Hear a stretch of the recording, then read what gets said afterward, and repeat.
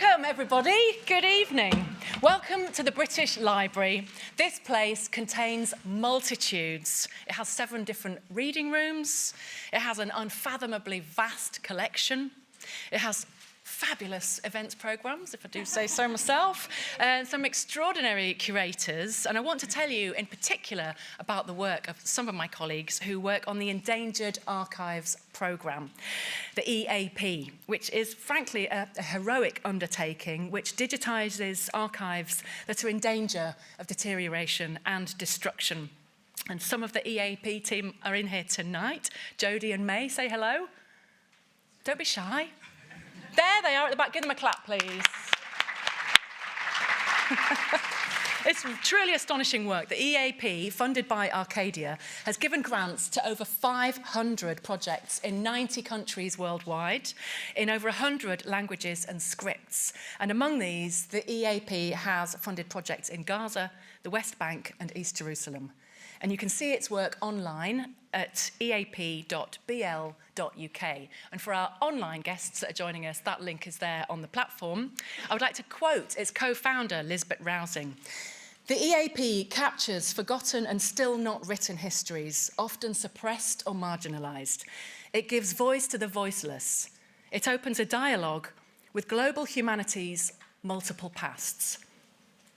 Now, staying with those multiple pasts, it's time for tonight's event.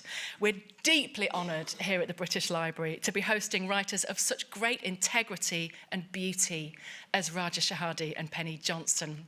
They are launching this extraordinary book, Forgotten, which I had in my hand and now isn't in my hand, but it can be in your hands because it's on sale afterwards. Do not miss the chance to get your hands on this book. And Penny and Raja will be signing afterwards. Do not miss out. Penny and Raja will be in conversation with the one and only Chris Gunness, formerly a legend of BBC World Service. He was then at the United Nations and is now director of the Myanmar Accountability Project. Thank you, Chris. Over to you, and a huge applause, please, for my guests.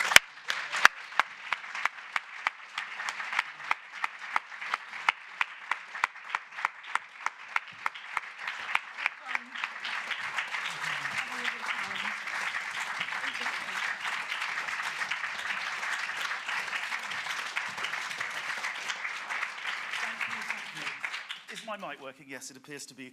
Welcome all of you, each and every one of you, and particularly those online, to an evening celebrating the work of these 2 amazing people, Raja Shehadeh and Penny Johnson. The evening is very much about their latest book. I can hold it up, and there it is. Forgotten, Searching for Palestine's Hidden Places and Lost Memorials. On the face of it, it's a travel book, but it's a travel book with so many layers: historical, geographical, political, cultural, archaeological, philosophical, anthropological, legal. The list goes on. And what I hope to do tonight is to peel away these many layers and get to the heart of a work which I think is a monument in and of itself, which I believe will soon establish itself in the space, in the landscape, in the discourse around Palestine. And I say that, I think, with some confidence, because we are right at this time in what I believe is a historic moment in Palestinian history. We are seeing an effort, perhaps unprecedented, to erase Palestine from the political map, from the negotiating table, by some, not by all. We are seeing an attempt, quite literally, to destroy Palestinian culture, Palestinian education. I mean, every day I get news as someone who used to work for UNRWA of a school or some other institute of education being either damaged or destroyed.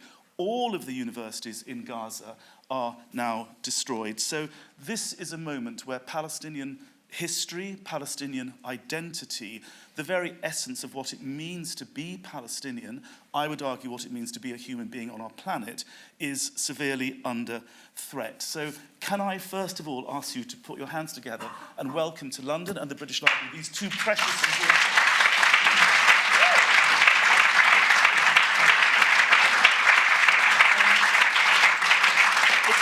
very, very hard to put these 2 into a neat box because their work is so cross-cutting. And any intellectual, any academic in Palestine that goes on a quest, any kind of intellectual quest, immediately confronts the multi-dimensional complexities of life under occupation. So, as I say, it's very hard to put these two in any neat box.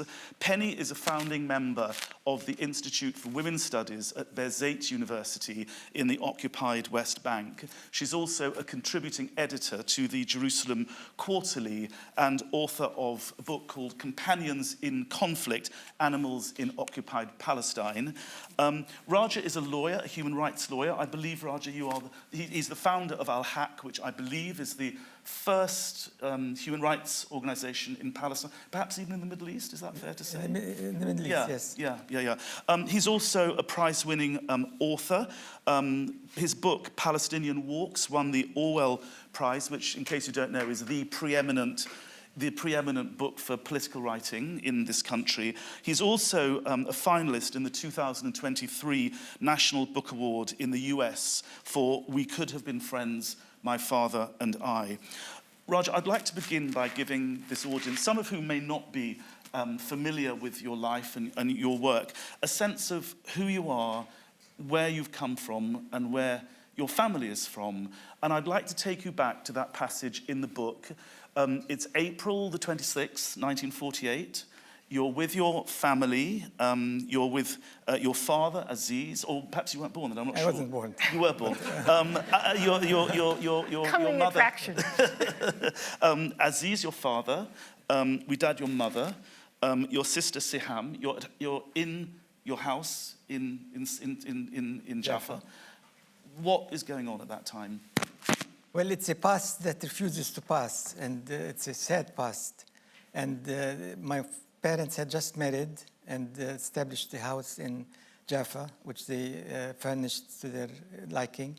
And they thought that's it. They will be there for their life. And then in the beginning of the year, 1948, there was an attack on Jaffa by the Irgun, who came in with a truck full of oranges. Just explain Irgun. Irgun is a terrorist organization, Jewish terrorist organization, and it was run by Begin, who later became the Prime Minister of Israel, of course.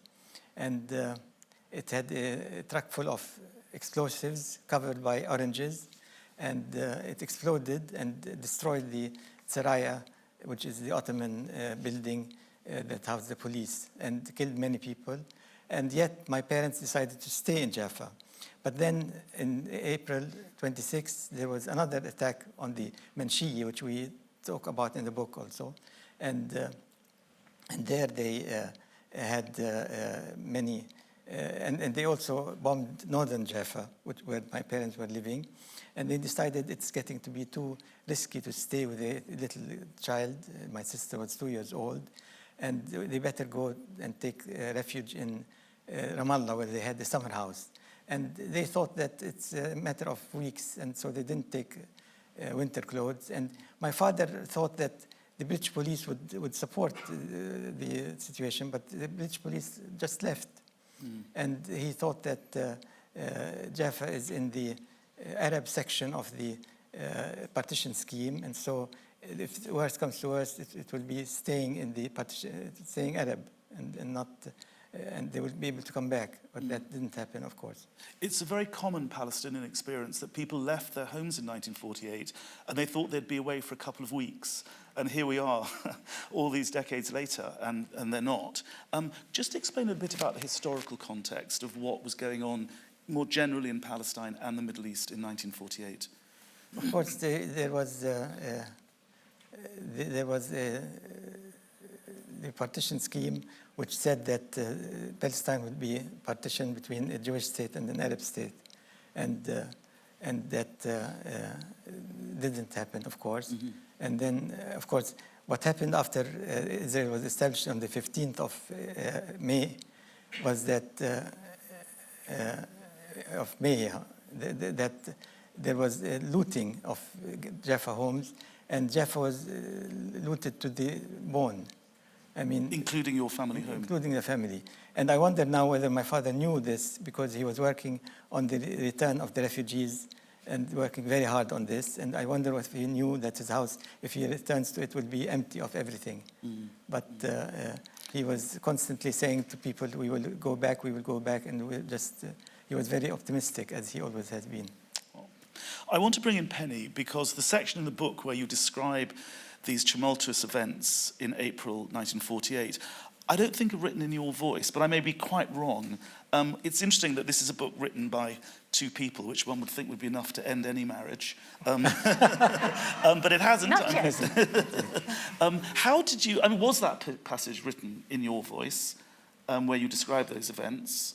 And my related question is, how did you go about divvying up the different episodes in the book? Let me just start with how we began, because we didn't begin with a writing project. We began desperate to get out of Ramallah for a walk. It was the late summer of 2021, pandemic years, confinement, and we went for a walk on a deserted, dusty road near the wall that separates the occupied Palestinian territories from Israel. We were going towards the central, the Troon salient. And all of a sudden, on this road, we saw a small gray stone. Would you like to? Yes, can I just welcome Ambassador Zomlot? Sorry to interrupt you. That's Penny. all right. Thank you so much for attending. We're very grateful, and we'll see you later when I'm sure you'll be buying a book, Ambassador. But thank you, thank you very much. Sorry, Penny, you were talking about how you... Yeah, we saw a small gray stone, and this gray stone was a memorial to 3 Egyptian fedayeen that died in 1967 in that June war that brought us the occupation. And we thought, what? The Egyptian army was in the Sinai. What happened? And we even asked historians, nobody knew. So this really sent us on a quest for hidden places and lost memorials. And I won't tell you, you'll have to be a reader of the book, that in the end of our explorations, an Israeli investigative journalist revealed a long-buried secret. Ooh. Yeah, and so we began exploring, and what we would do is, when we came back home, one of us would write, the second person would rewrite or edit, sometimes, of course, deleting a much loved but long-winded paragraph. So we did have that. But I think we were both on the same quest. Yeah. On the question of that quest, the book feels very spontaneous. They get up and off they are going to some place. And yet each monument and each hidden place has a significance that builds a broader and broader picture. So there must surely have been some kind of editorial process through which you decided which monuments and which hidden places you'd go in search of. We always went into places that meant something to us personally. And that was the initial incentive. And from there we continued writing and exploring the other aspects of the place, the historical, the archaeological, and so on. So Roger, I have to ask you, which monument meant the most to you, if this was about discovering monuments that were close to your heart? Well, Khan Tujjar actually meant a lot. Which we'll talk about in a moment. But why? Because we had been to it with the man to whom we dedicate the book, Abdel Fattah, Kamal Abdel Fattah. And we were on a trip through geographic Palestine, and this was the last time that he took his students of Birzeit on that trip, and he wanted to show us the relationship between history and geography. And we stopped at Khan Tujjar, and he showed us that it was an important place that had been there for many centuries, and now it's in ruins. And so we wanted to see what happened to it, and we wanted to explore it, and we went wading through thistles and many thistles. And I think it was also a quest for lost connections, for a wider view of our very slender country, which was once a crossroads. And by Lost Connections to sort of look at, to sort of find a usable past, not a nostalgic past, but a usable past that might help us in our present dilemmas. Tell me more about that, a usable past. I mean, you mean in a political sense? You mean in a cultural and educative sense? I mean, I think in all those senses, to have a view of the land that is not exclusive, that looks at all the layers that have made up Palestine, historic Palestine, and to see some sort of vision from that of a future that could be equal and could sort of recognize all the people and civilizations that we have inherited, even if we do not acknowledge them. The idea of a usable past is particularly attractive right now, given what's going on. Could you just, and we will talk about this perhaps later on, but just give the audience a sense of how a past can be usable in the context of what's happening, not just in Gaza, because I mean, I don't know how well up to the news you all are, but you know, the Commissioner General of UNRWA recently, just a couple of days ago, put out a statement saying that the tactics being employed in Gaza are now being employed in the West Bank. Jenin, where you know your journey takes you, according to my former colleagues from UNRWA, has now been depopulated. So how does this idea of a usable past come to play on what's happening in Palestine right now? It's a very hard question. Yeah, no, and that was our question, and I hope through the explorations, perhaps there are some, they're not really answers, they are sort of reflections. We can't provide the answers, but we can sort of, we can eliminate some of the erasures and the neglect.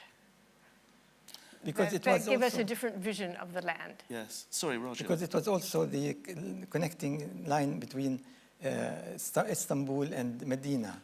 We're going to talk about that when we talk about the old railway station in Haifa. Yeah, but on this theme of erasure, which is a leitmotif throughout the book, which is particularly apposite given what's happening in Palestine, which Francesca Albanese, the UN Rapporteur on Human Rights, actually characterizes this as colonial erasure. That's her phrase, that's what she uses. And I should say that the foreword to this book is written in, I think, October 2020, last year, Yeah, a few months ago. A few months ago. A few months brings many different... Yeah. But I wanted to ask you, had you been able to get into Gaza, how different would this book have been? Well, we would have written about the huge monuments in Gaza, which are very important. There is the Omari Mosque, which is the 7th century and very important mosque, and the Orthodox Church, which is the oldest church in the world, one of the oldest churches in the world. And all these are destroyed now. And also the Gaza has many other monuments, and some of them are more recent, but very important. And all destroyed. We would have covered all of that. And we would have also enjoyed Gaza, which is a place which you can visit and enjoy in the past, but not anymore. I sense volume 2 coming on here. Anyway, let's dive into the book itself. I'd like to take you to one of the sites you visit early in the book, which is the water system. There it is in the village of Jeeb, 13 kilometers southwest of Ramallah. Before we talk about the archaeology itself, and again, I think it's something I really want this audience to take away, because you hear the word occupation repeated time and time again, and you often don't actually think, you don't understand what it is. So just explain, just to get to the village of Jeeb, about, you know, there's an eponymous checkpoint, the checkpoint of Jeeb, which is, you know, chills the soul of people like me that have had to go through it so many times. But just explain what it is like for a Palestinian in their own land. Jeeb was a place which was one of many villages all around, and there was no question of going from Jeeb to other villages, and very important villages such as Kubebe, which had a place that was very famous for people on honeymoons, and now there is a highway which is connecting Jerusalem to the coast, and it's only allowed for the Israelis. And along that highway, there are so many settlements, which during the 80s at Al-Haq, we tried to prevent and to resist. And even Al-Haq, the human rights organization which Raja founded.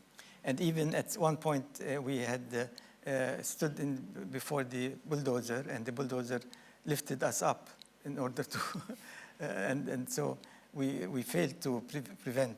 And there was a man called Sabri Ghraib who had a tremendous fight with the Israelis to save his land over many years. And he saved part of the land, and now his house is surrounded by the settlement on 3 sides. And so now the Jeep divides the Palestinian lands from each other, and those who are living on the other side have a hard time going to cross and they're not allowed to cross. And the Jeep checkpoint has so many rules: who can pass, who cannot pass, when, and who can pass by car and who can pass by foot. It's dizzying. One of the things that's lovely about this book, and I hope you will explore it, is this sense of Palestine being this ancient, historic place which had civilization dating back, generations. Tell us, Penny, about this water well. Jeeb was an Iron Age and Bronze Age settlement. Jeeb, our friend and historian Nazmi Jobi told us, Jeeb was once more important than Jerusalem, which is true. Jeeb, which is, archaeologists say, was ancient Gibeon, and I should say, names in Palestine sort of whisper of the past. Gibeon, Jeeb. The waterworks here are on the hill above the current village, which is a home to about 4,000 Palestinians. And as you peer down the steps, you can't even see the rock-hewn caves that brought water from nearby springs, and where, rather cheerfully, wine was stored. Gibeon or Jeeb was once a major exporter of wine. Archaeologists also say that the city was relatively peaceful for centuries, which is unusual in our region. So that rang a bell. But when you turn away from these impressive works and look towards the agricultural fields of Jeeb, of contemporary Jeeb, we find that the fields are in Area C. So villagers... Defined by Oslo as... Yeah, which is exclusive Israeli control, and where landowners cannot build on any of their land. Without a permit, which never comes. Which, yeah, you know, Chris, without a permit that never comes. But the hill itself, there were courting couples under the trees, is extremely beautiful. And these works, which are, the Jeep has put up a sign trying to protect them, but, and they remain there. Can we move on, because I'm aware of the time, to another of the monuments which you visit, which is a memorial for the fallen in Nablus, which is a triptych memorializing young men who were killed in the 2 intifadas, these uprisings.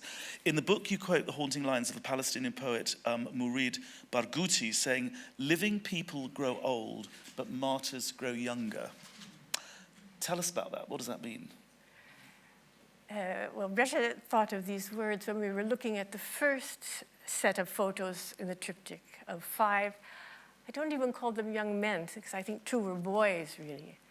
And I looked and I thought, from their hairstyles and their faded clothes, this is the first intifada. And they were unarmed, unlike the... Passive resistance. Yeah, and I thought, they are somehow younger every year. And we are old and have knowledge that we wish we didn't have. The second part of the triptych was a leader who had a sort of gun bigger than himself, And we asked the older man who was smoking nargile, was this the second Intifada? And he said, very wearily, yes, the second Intifada. The third set of photos, very tellingly, were contemporary, and we didn't know anything about them. Yeah. People forget that the first Intifada was actually unarmed. You know, it was a non-violent resistance. It was a second, and people hear the word Intifada and think, you know, suicide bombers, but it really, you know, it took a while to get there. It was a massive civil resistance. Yeah. Tell us about your time. We talked about Raja's, where he's coming from, but what about you? What about your life in the West Bank? How did you get there? What were you doing? I came in '82 after the Lebanon War, when the person that was doing some of the written work for the Prisoners Committee and the public relations in Birzeit had been deported. So I started there, and in the Intifada, Birzeit was closed by military order. We had clandestine classes. We were writing bayans, writing statements. And we even held a conference called 20 Years of Occupation, because we thought the occupation would end. And tell us about your work at Al-Haq, Raja. I mean, you were challenging, there were many different ways of challenging the occupation and the excesses of the occupation, and you in Al-Haq were using a legal framework to do that. Yes, and we believed very strongly that we will be able to end the illegal methods of the occupation for taking lands and for settlements, and we thought that we could alert the world of the danger of these activities. And we did a massive conference on administration, international law and administration of occupied territories, which ended up in a book. And it's a very important book, which the editor of this book is here, Emma Playfair. And it feels very young and naive to me, but perhaps I'm just old and jaded, that the thought that you could, as a lawyer, challenge this massive machinery, you know, doing this occupation. Were there any moments of victory? Well, we were able to do some small victories, but we believed that by making known the methods of the legal methods of the occupation, they would be somehow stopped, and there would be pressure, because Israel was constantly refuting that it is doing illegal work. And so we thought that by revealing the true state of what they're doing, there will be an effect. And we managed to document and write about all different aspects of the occupation from the legal point of view. And that's very important work, because it continues to be there, and it's important because otherwise all of this would have been lost. Yeah, it's an important part of documentation, I agree, absolutely. Now, amid the legal battles, amid the gloom of occupation, there were occasionally moments of inspiration. I love this one. Yeah, this is a great photograph. It's on the front cover, actually. This is at Jib. You encounter these kids doing parkour. Tell us. Yeah, this is in the old city of Jib, which is above the contemporary village as well, but has been restored by a wonderful organization called Riwak for community activities. And we entered, you see an arch, a ruin that was once a Byzantine church, and once an Umayyad mosque, and once a Crusader church, and so on. And then we went on and we saw this maqam, which is a saint's shrine.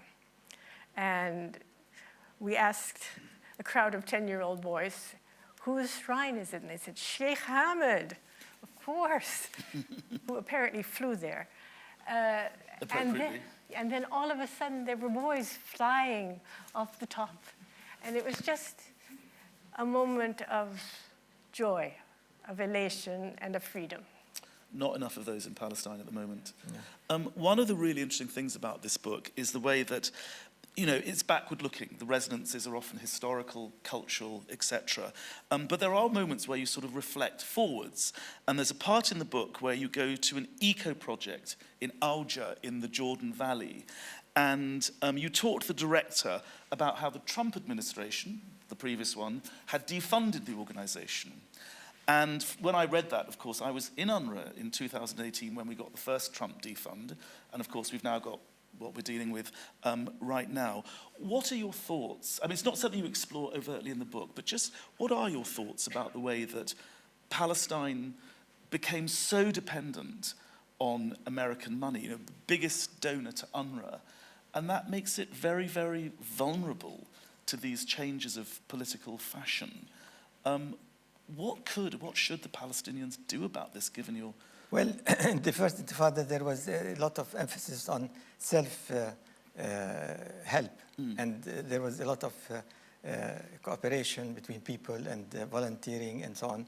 And then after the Oslo, we became highly dependent because there was so much money that was poured into the West Bank, and it changed everything from being voluntary to people working for a salary. Yeah. And that became, and the salary was very generous. And so that spoiled the spirit of volunteerism in a big way. Mm. But how do you, I mean, this is perhaps a question I should ask Ambassador Zomlot, how do you think the Palestinians should manage that relationship today? Well, it's difficult to answer this because we're in a situation where we are squeezed by Israel economically, and Israel is controlling the borders and controlling everything. And so it's very difficult to prosper and find out our way into this, although the Palestinian Authority is doing what it can to get things going, and yet it's very difficult. The economic situation is terrible because Israel also holds on to the taxes that are collected from the imports. And so... which they squeeze when it's politically advantageous to them. Can I ask you, one of the things you talk about in the book is the horrors, as you call it, of the Oslo deal. And you call them hidden horrors. What are, I mean, to me they seem very unhidden. But tell me what you mean when you talk about the hidden horrors of the Oslo deal. Well, the Oslo came as a consolidation of the occupation rather than liberation from the occupation. And Israel used the negotiations rather than to make peace, to consolidate the occupation. And that is the beginning of the problem. And then, of course, they also... But when you say hidden, tell me more. I mean, for many Palestinians, Abu Said, for example, felt that it was a trap, that Israel was going to be given its security, and when it came to statehood, that wasn't going to come. Yeah. How has that, moving forward to the period in which you're writing the book, how has that become apparent in the landscape, in the places that you visit? Because Israel has made this division of the territory into three areas, A and B and C. And C is the largest area, and C is controlled by Israel. And so no independent development can occur in C except by Israel. And the Israelis felt that Area C will eventually be annexed to Israel, so they can settle there without fear. And the settlements after Oslo quadrupled because the Israelis went. And then also Oslo created a fear amongst the Israeli right wing that who did not want the creation of the Palestinian state and wanted to destroy it. And that is an attempt that is continuously happening from the time of Oslo until now. So in the 2002 reoccupation of the West Bank, one of the aims of the campaign was to destroy the Palestinian Authority. And likewise in Gaza, the aim now is to destroy the Palestinian Authority. And so, and then of course they killed Rabin because of his support of Oslo. And so, and then of course Hamas also did not like Oslo and started the bombing campaign. And so the Oslo ended up creating all kinds of contradictions and harmful developments in the area. There is a moment of drama in the book related to this whole question of the excesses of the occupation, where you and your guide, Professor Kamal, are actually arrested by the IDF. Tell us about that. Well, this was a trip that we took from Ramallah to visit all of historic Palestine. And our first place where we slept was in Jenin. And, and that was a very important trip because he was explaining to us about the history and the geography and how Palestine is seen altogether as one unit. And so in Jenin, we were sleeping in a school, and at night the army came and said they took Kamal and arrested him. And so I had to act as a lawyer to save Kamal. And I told them, why are we disobeying the law? Give me the sense of what is the law that we are disobeying. And they couldn't, of course. But then they held Kamal and they said, we have to hold him until we complete the interrogation. And so we had to continue with our trip without him. And so we lost him. And of course, Israel does not want the Palestinians to know about their country. And that trip never happened again. And now, of course, the area is so close that there are generations of Palestinians who never have set foot on the part of Palestine, which is Israel. And so this is a long-term position of a colonialist like Israel in order to alienate the Palestinians from their land. Roger, I cut you off rather impolitely earlier on when you were talking about the sense of connectivity around historic Palestine, that it was a crossroads connecting Ottoman capitals and other economic and industrial areas. That is perhaps best illustrated when you visit the old railway station in Haifa. There is a monument to it. Just give us a sense of this idea of historic Palestine being this thoroughfare through which these great civilizations came. Well, the Via Maris, the way of the sea, was a place that went through Palestine and carried pilgrims from Istanbul and the Ottoman Empire all the way down to the Hejaz. And so and Palestine was a conduit to that. And then there was, in 1905, the railway station, the train that connected also along this path, and it was a very important development for the area, and now it's all impossible to happen because it's disconnected, and the borders make it very difficult to cross from one area to another. I'd like to get Penny to read a bit now. There's a very poignant moment in which your guide, Khaled, reflects on the disconnectedness of it and this real sense of a state not being able to be in touch with itself. Penny, would you read this? And just let me explain that the Khan referred to at the beginning of this reading is Khan al-Tujja, which was this gathering place, if you like, for travelers from across the region. Penny, please. As we looked at the ruins of the Khan, we were haunted by the words of Khaled Farani, a resident of Haifa who teaches anthropology at Tel Aviv University. We had been standing on the lovely porch of his father's home in Haifa, which abuts the Baha'i Gardens. The Haifa Bay was spread out below. Khaled bid us look straight ahead. There, he said, you can see Ras Nakura, the gateway to Lebanon that is now sealed and inaccessible. Then he pointed to the northeast and said, Syria is right there. And on clear days, we can see the snow packed on Jebel al-Sheikh, Mount Hermon. Then he added with a heavy heart, to think that I have relatives in all these countries who I have never been able to visit. He said this with so much grief, as though that calamity had only just happened.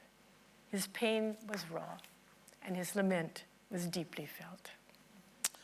I mean, that is a very common Palestinian experience, the idea that the disconnectedness and the tragedy you're feeling that's a result of these momentous historical events you feel very personally right now, and especially with Gaza. 66% of Gaza are refugees from 1948 or their descendants. And when you talk to people in Gaza, this sense of 1948 and the history is just in their tears in that moment. Roger, we talked earlier about your work at Al-Haq and using the law. One of the big moments came in 2018 when the Israeli Knesset passed the Jewish nation state law affirming that Israel was basically an exclusively Jewish state. Where did that leave you? Where did that leave Palestinians? Well, it meant that Israel recognized the right of determination for the Jews in Palestine, but not for the Palestinians. And that's the essence of the problem. Until Israel recognizes the self-determination for the Palestinians, there's not going to be peace. It's obvious. And it's going to mean that Israel will have to go from war to war. And then it would become openly racist and pariah state. And it will not last because it cannot continue from war to war. But that's what's happening now. You also, in the book, talk about the funding for monuments, particularly, for example, one commemorating the Nakba, the primordial Palestinian catastrophe, which led to this mass displacement of 750,000 people. I think we have a picture of it, do we? But oh, yes, talk that's about, it. yeah, there you go. It doesn't actually have the word Nakba written on it. No. But talk us through how you and why you decided to go in search of this monument to the Nakba.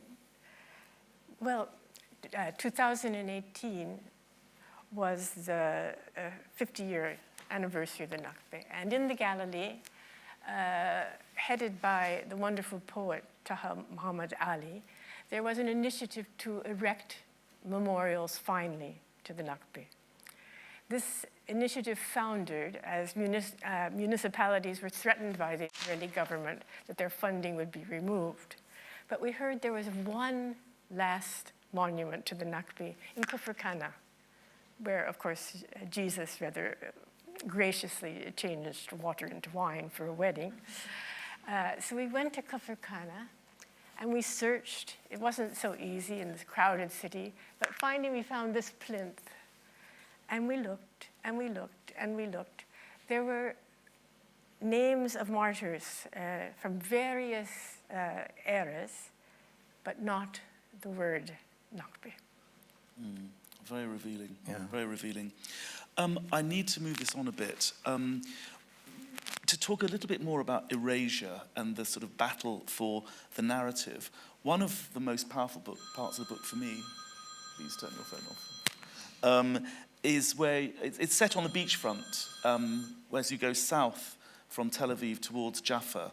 And there's basically an ocean park kind of place, which is on the site of Manshia, not far from where your family home was. And this beach park is actually the work, and was funded by the Claw family, billionaires, British billionaires.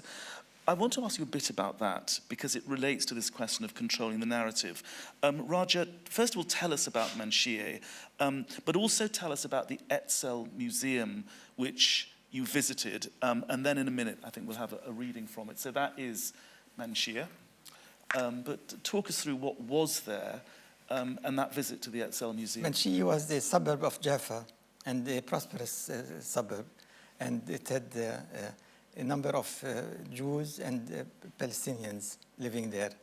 And then in the 48, the Irgun was busy demolishing it and bombing it. And they did bomb it rather severely. And all the people, the Palestinians, had to leave, to flee because they couldn't stay. And then in the ruins, some of the Jewish immigrants who were not prosperous had to live in these ruins. And they lived there until 1961, I think. And then there was a plan to demolish the whole thing.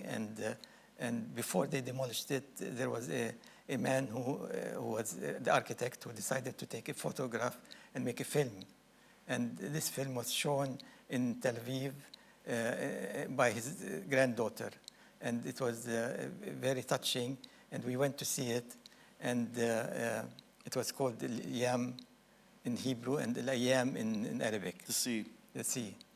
And then the Manshia was entirely demolished, and the park that is now there, funded by the Sklar family, was built. And I had often drove along this path and didn't realize that Manshia was underneath, was buried underneath. Wow. And the only thing that they left was this one building, which they made into an Etzel museum. And in the Etzel museum, they had, you want to read the part of the Etzel museum? Just set up the museum, tell them a bit about the museum, and then we'll have Penny reading. The Etzel museum was the narrative of, from the point of view of the Likud party. And the Likud party had entirely different, of course, narrative to the past than what we know. And it was so sad and so difficult for me to see this idea that they described what they did in Jaffa as compassionate. Compassionate. And I thought, what compassionate when they drove away all these people and my family amongst them. And then they went to Deir Yassin and committed a terrible massacre, which killed 275 people. And yet they called it compassionate. Compassionate. Penny, please. Okay. A stone plaque cemented into the exterior wall of the museum reads in capitals, Etzel House, in memory of liberators of Jaffa, the Museum of Jaffa's Liberation. We hesitate at the door of the museum, feeling like unwelcome visitors in a hostile territory. The foyer had a mountain of large backpacks. As we cautiously step our way through, we encounter a crowd of young Israeli army recruits. We consider going back, but we decide to proceed. Perhaps we should hear how this history, which so changed Palestinian lives, including Resha's family in Jaffa, is being presented to the new generation of Israeli fighters. We follow quietly, trying to remain as inconspicuous as possible, while the new soldiers are shepherded around and introduced to the Israeli narrative of the events of 1948. And is now the official narrative. The museum is administered by none other than the Israeli Ministry of Defense. These young people perhaps have no idea that the Ergon and Stern Gang, also known as Lehigh, was once considered terrorist organizations, not only by Palestinians, but by the British, and indeed internationally. And their activities were often unsanctioned by the official Zionist forces, the Haganah. Ironically, we scrutinize the photos, maps, and podcasts more attentively than many of the young Israelis, a number of whom are hunched over their mobile phones. Their guide has to keep waving them into a circle before the exhibits. When they move away from one of the video installations, we step up to listen to Menachem Begin, the head of the Ergon, and subsequently Israel's prime minister from 1977 to 1983, as he rallies his militia members on 24 April 1948, just before the first assault on Manshia. English subtitles were provided. His words are both chilling and contradictory. We are going to conquer Jaffa. This will be one of the most decisive battles in the war for Israel's independence. Know who is before you. Remember who you left behind. You face a ruthless enemy who intends to wipe us out. Show no mercy in battle, just as the enemy has no pity upon our people. Be compassionate with women and children. Chilling stuff in view of what's going on today. One of the other massacres you talk about in the book, Penny, I want to ask you about this, is in the village of Kibbutz. And one of the rather revealing parts of the book is where you say you have, or you told me perhaps in a subsequent email, that you have family members who don't know about this. And there is a sense of forgetfulness on the Palestinian side too, isn't there? Well, indeed, we had never been to Kibbutz, which is very close to Ramallah. We'd been to the Shukbi Caves, which are a Neolithic site below, but we had never been to Kibbutz.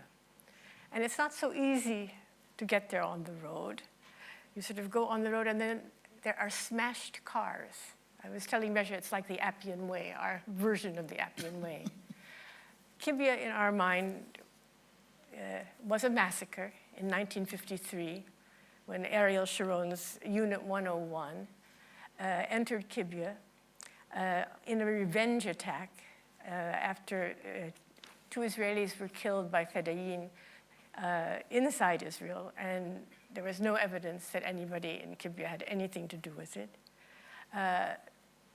They killed 70 villagers out of a population of 200. And there are memorials in the village. There is a martyr's mosque, there is a cemetery, and there is a recently erected sort of plinth in the center of the town, which I have to say was curiously unmoving. When we asked an old man, he said, there used to be a beautiful tree there. I think it was erected perhaps by the Palestine Authority, and it didn't have resonance. Mm.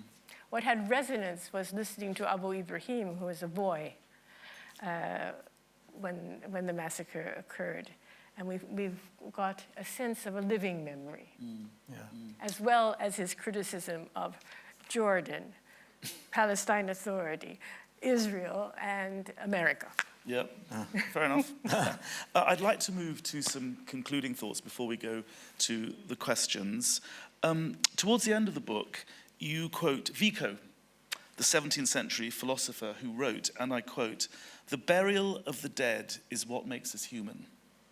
And with that in mind, I'd like to take you to the Mamilla Museum, the burial ground, one of the biggest, I think the biggest burial ground in the whole of Palestine, where there is a museum which is funded by the Simon Wiesenthal Center in Los Angeles.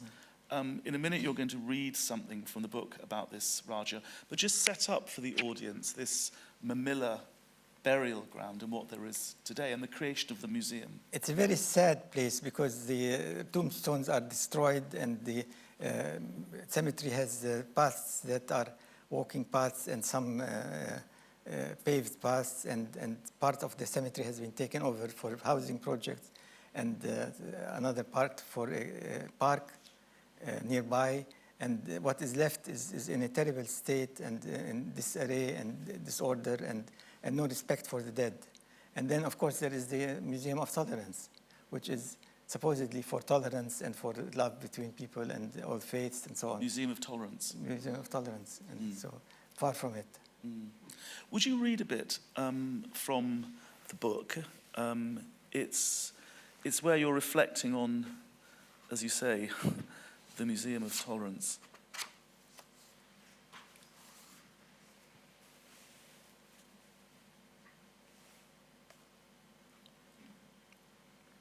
As we looked up at the forbidding facade of a building supposedly dedicated to tolerance, it became clear to us that confronting the denial of the experiences of the other is, as well as connections, lost, remembered, present, and threatened, are what unites our explorations.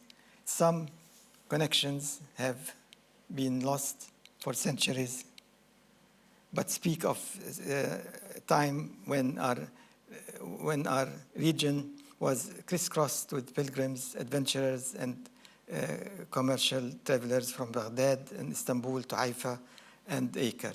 Other connections are lost in our troubled present, such as the absolute refusal by Israel to acknowledge the Nakba. Ruins whisper of more ancient times, whether the Byzantine ruins in our own Ramallah neighborhood of Tire, or the intricate Bronze and Iron Age water systems and wine storage vaults unearthed by archaeologists on a hillside near Jib village. Now, to name a name for an Israeli checkpoint, layers of people and civilizations to be cherished rather than reduced to one simple voice story. Thank you, thank you. One of the really, respect. Thank you. One of the rather touching parts of this book is that these two people, given what they've been through and what they've lived in their lives, have refused to abandon hope. which I think to many people seeing the news every day is quite a startling place to be. Penny, can I ask you, why haven't you given up hope? Well, let me just answer from the book. But first, the literary critic Terry Eagleton makes a very important distinction between optimism and hope. Oxford Semiotics, 1982 or something. Well, no, optimism is when you're doing well and you think things will get better. Hope is what you need in dark times, and which is where we are. In the book, I found hope in our encounter with Zaher, who patiently maintains and cleans the shrine of Nabi Ayub, the prophet Job, even though it's near a parking lot and on a busy highway. I found hope as we passed the infamous checkpoint in Ain Arik, where an Israeli mother refused a settler initiative to build a memorial to her slain soldier son because she opposed settlements and wanted peace. And I found hope in the poetry of Taha Muhammad Ali, who has a character, Abdul Hadi. I just have to read just a few sentences from whose case is hopeless, the poet writes. He's an illiterate man whose case is hopeless. His God-given rights are a grain of sand tossed in the sea. But he assures his readers that were he to encounter, this is in a poem called Abdul Hadi Faces the Sixth Fleet, but were he to encounter the entire crew of the aircraft carrier Enterprise, he'd serve them eggs, sunny side up, and lebni, fresh from the bag. Love it, love it, love it. I want to start wrapping things up a little bit for this part of our evening. Roger, in the book, you suggest that you will continue to be in Palestine and to write until, quotes, Palestine is liberated. And you quote the great national poet, Mahmoud Darwish, who says, and I quote, "I shall only be liberated from Palestine when Palestine is liberated. Then it shall no longer be a condition to be here in Palestine in order to write." And you say in the book that you said to Darwish that you felt the same. Tell me about this. It sounds like you're destined to continue to write in Palestine for quite a lot longer. Because if I leave Palestine, I will carry Palestine with me. And so there's no escape from Palestine. And it's better to be there than to be carrying it and thinking about it all the time. And it's much worse when you're outside and you hear things that are happening in Palestine, much worse than being there, I think, because you just hear about the high points and the terrible things, and you don't realize that even under these conditions, life goes on, and there's routine, and there is ordinary life alongside all of this. And that's how it feels when you're living in Palestine. This is a really hard question to end on, and then I really will throw it open for questions. You talk about liberation, it's a word you use in the book. What do you think the liberation of Palestine will look like? Well, it will look like that we have no longer hardened hearts, hearts of stone, because it's been too much of a sacrifice can turn a heart into stone. And there is so much suffering and difficulties. And if we manage to live together, Israelis and Palestinians, there will be amazing things that could happen. I mean, when you think of the film No Other Land, which won the Oscar last year. Oscar. And it's because Really?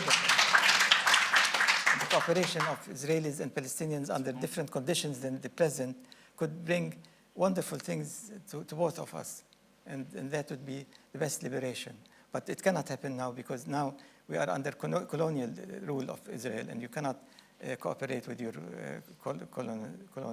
colonists. The Israeli, just to say, the Israeli director of No Other Land says, they both said very important things, but he said, there is another way. We have to realize that Israelis will never be safe as long as Palestinians are not free. And I think that's... Yeah. Absolutely true. Absolutely true. Yeah, wonderful. Look, thank you both. I would, yes.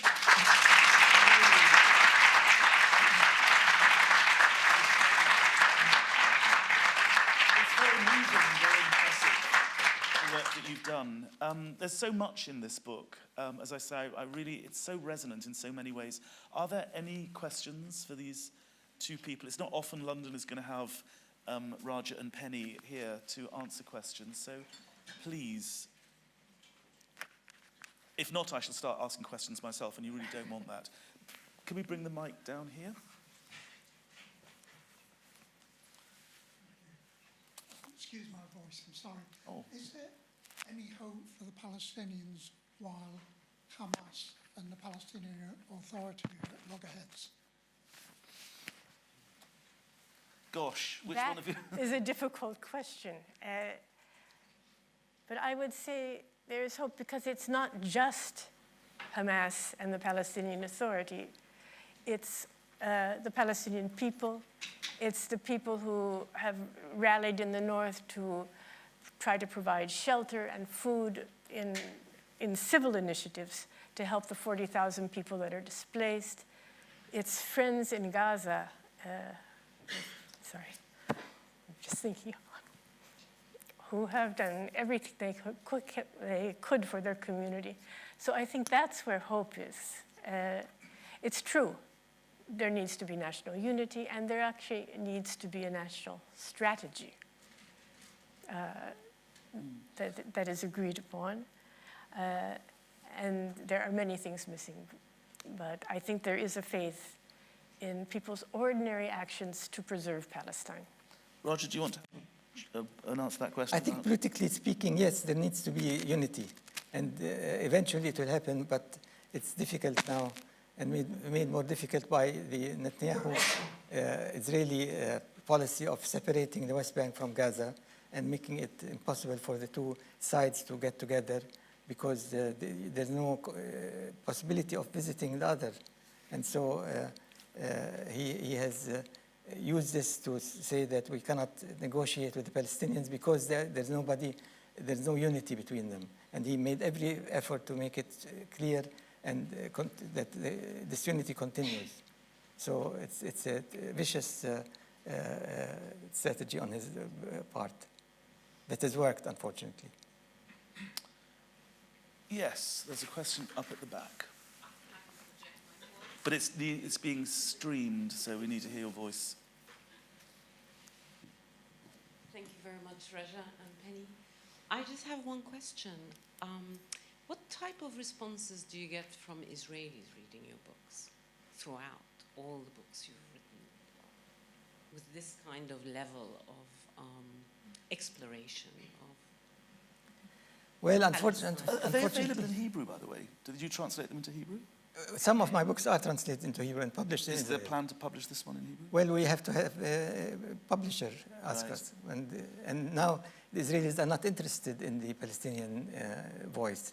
And so the likelihood that we will get a publisher interested is very slim because there's no interest. And the publisher needs people to read the book. And I don't think they will find readers for a book like this. So unfortunately, although I'm interested in addressing the Israeli public and telling them about the Palestinian story, there's no interest. And they have managed to block us out of as if we don't exist.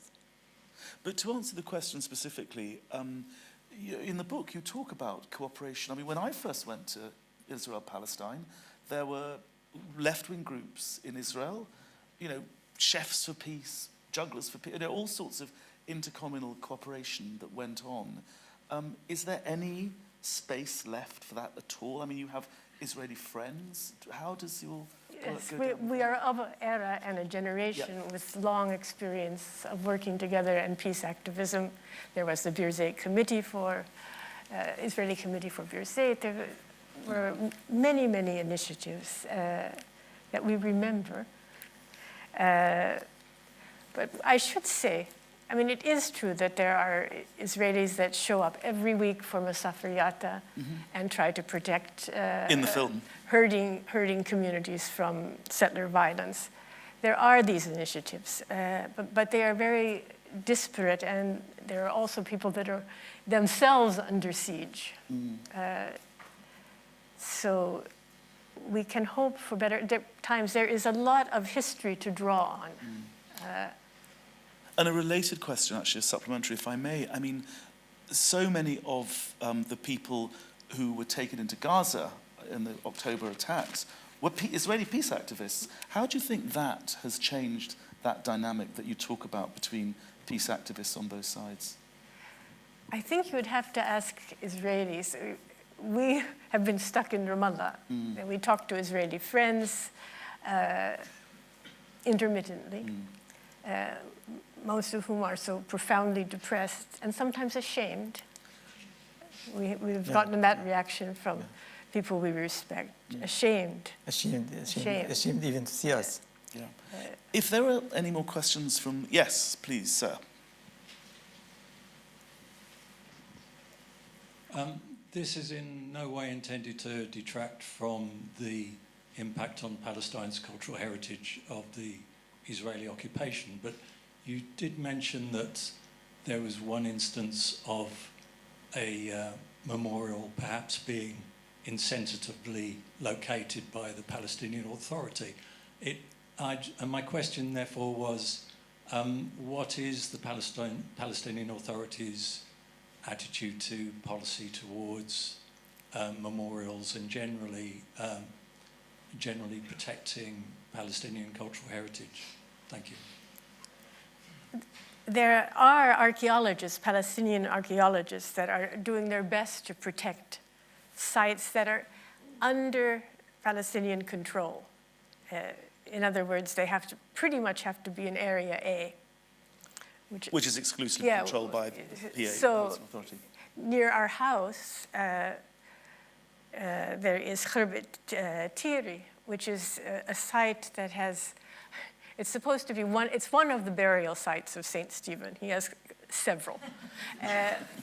But it has quite a lot of ruins of monasteries and mosaic floors.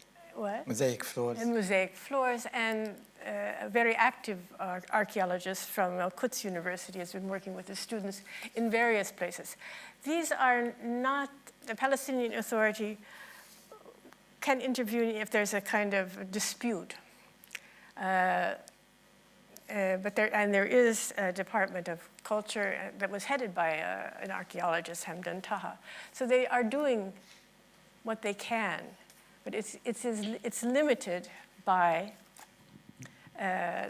Oslo, by the areas in which they have authority. And funding also, presumably. Yeah, there have been joint projects, like at Tel Balata near Nablus, which was a Leiden University and the Department of Archaeology in the PA, to restore another Bronze Age city, Tel Balata. I just want to check with you, there are no online questions. Oh, there's one in the room, please. Thank you very much for such an engaging talk this evening.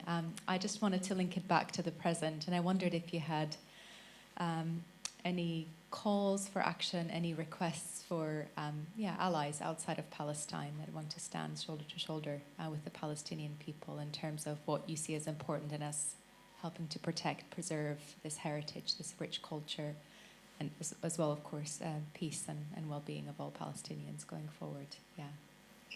Well, I think that there are two sites in Gaza which are World Heritage Sites, and these are the at least two, and these are the Umayyad, the mosque in Gaza, which is a 7th century mosque that has been partly destroyed, and the Orthodox church, which has been partly destroyed. And if there's an initiative to at least rehabilitate these two as a beginning, then this could be very important and very telling, because then there would be an attention to the world, to what has been destroyed in Gaza and what can be salvaged. And I think that's extremely important. And at the same time, I think it's extremely important to try and advocate that the compensation for the destruction should be borne by Israel, because Israel has destroyed Gaza and several times before, 2008 and 9, and then 2014 and now. And every time they destroy and they leave and they don't pay for the rehabilitation. And so they can continue doing it without any suffering. And it's very important to start advocating that they have to compensate Gaza for what they have destroyed. And that's a rallying point that can be important. And Penny or Raja, on this wider question of solidarity and support from networks outside Palestine and the rest of the world, do you have any thoughts about how that could be mobilized moving forward? I think people are mobilized. It's just a question that power is so concentrated and that we are, I don't know, perhaps seeing the end of a particular version of the world order that started in after World War II. So my advice for the solidarity people is just keep going. You're giving us hope. But how to challenge the new realities that we are facing, I think, is a question for everybody. It is. Roger. There is a meeting in Geneva, which is called by the Foreign Ministry of Switzerland, on the 7th of March for the 196 signatories of the Fourth Geneva Convention for the protection of the Palestinians. And that's a very important meeting, I think, and it should be supported and made known, and because the world signatories have a duty to protect the Palestinians under occupation, and they haven't been doing that. And this meeting can call for that and shed light on it and make it known that they're not doing their duty. So just to be clear on that legal point, the Geneva Conventions are signed by governments around the world, including our own, and there's a treaty obligation on all signatories to the convention to make sure that it is respected. So there is an obligation on our government, which will no doubt be highlighted in this meeting in Geneva, about the obligations to protect civilians in times of war. So you're asking about solidarity.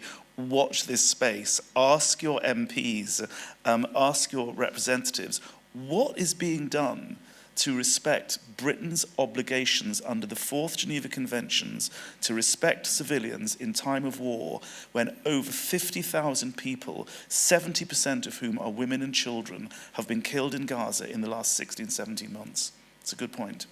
On the question, I just want to ask you one more, because Raja is a lawyer, an international lawyer.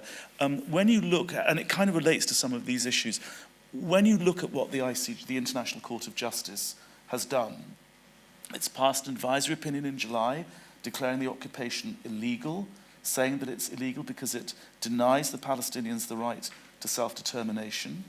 Before, in January the year before, to the 26th, they passed these provisional measures and said that Israel has an obligation not to use food as a weapon of war. Yesterday we heard the news that the Israeli government is stopping all humanitarian aid into Gaza. What more in terms of the international jurisprudential instruments, such as the Geneva Conventions, do you think can be activated at this time of real crisis, not just for the people of Gaza, obviously, and the West Bank is also now seeing civilians under extreme threats, but what role can there be, what other instruments are there of international law that we can encourage our elected representatives to mobilize? The ICJ also said that the settlements are illegal and they have to be dismantled by September. And return, and the settlers returned and compensation paid. Yep. And I think that's very important, and I think that is very putting the dots on the I's and making it clear that Israel's argument that the settlements are not illegal and that this is the land for Israel, this is voided by this. And so there is plenty of jurisprudence that is in our favor, which can be used and should be invoked, and eventually it will come to be invoked, and I think we have to insist that it is implemented. And that's very important, I think. And incidentally, the ICJ, in passing that advisory opinion in July on the occupation, made it very clear that all member states must do nothing to be complicit with the illegal occupation. And that means trade, it means military support, it means diplomatic support, it means academic contact, it means the whole gamut of support for the occupation have to end, including our own government, which is militarily supplying the Israeli army for what is going on in Gaza. Anyway, we had another question. Yes, we have two questions. Please. This is a two-part question. I can't remember who said if you want to forget something, commemorate it. So to what extent do you feel that this book might serve that purpose, in the sense that it would normalize the Palestinian sort of loss as a normal thing and becomes a history guidebook of a past culture and civilization in a way? The other part of that, if you were to give advice to somebody in Gaza right now writing a similar book about the monuments that have been completely demolished, what advice would you give them in terms of what tools to use, what research, knowing that they don't have much access to pretty much anything? Two-part question. Which one of you wants to do which bit? Well, I don't think we need to give the Gazans much advice. They know their country. They have skilled people. They can do a book that might be different than ours, but will be very useful.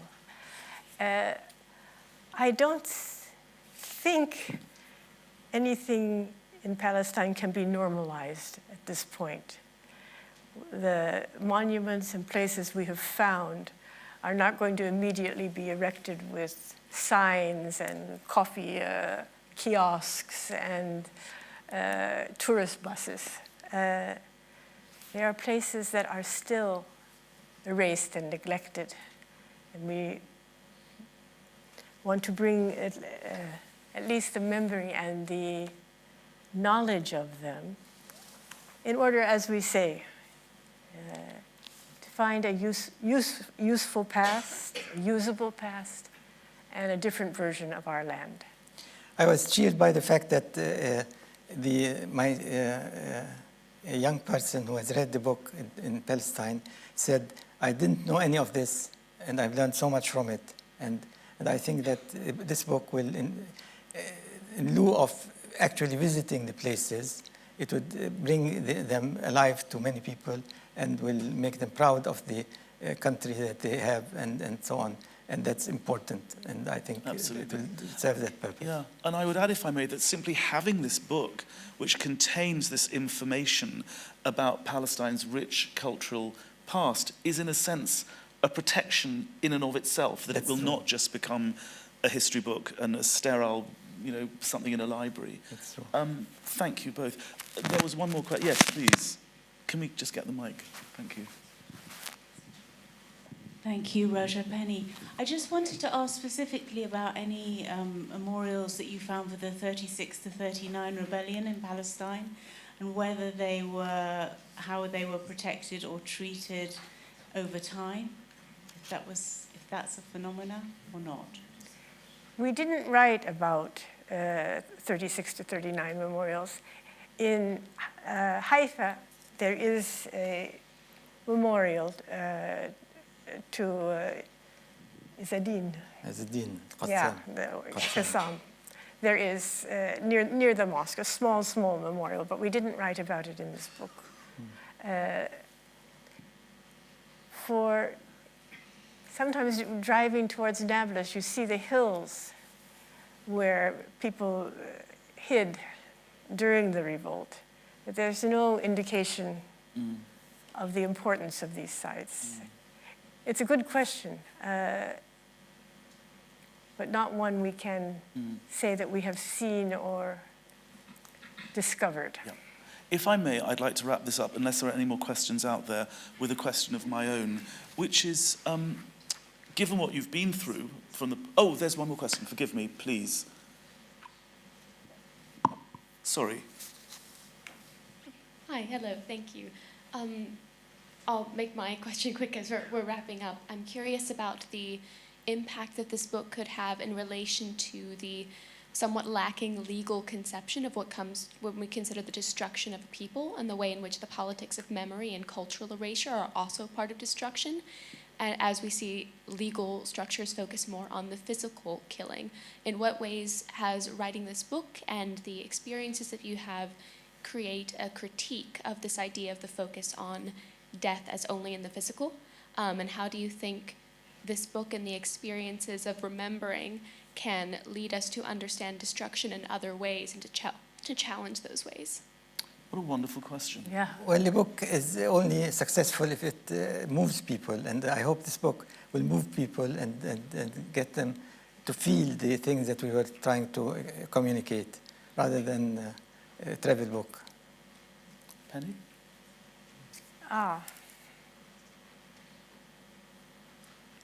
I think memory, I mean, there is, of course, right now a huge academic literature on memory. And I'm not sure exactly where our book fits in. But memories should not be frozen. I think they have to be used and felt. And as James Baldwin said, you do not want an invented past. An invented past is like a burden. So the past comes in, I suppose, in flashes. Yeah. And you have to be sure that you're not distorting it. Well, on that note, let me end by saying that the book is going to be signed by Penny and Raja outside. It's available to be bought. I can tell you it is really a book to treasure, and it, I think, will resonate so much given what is actually happening in Palestine right now. So please, appreciation.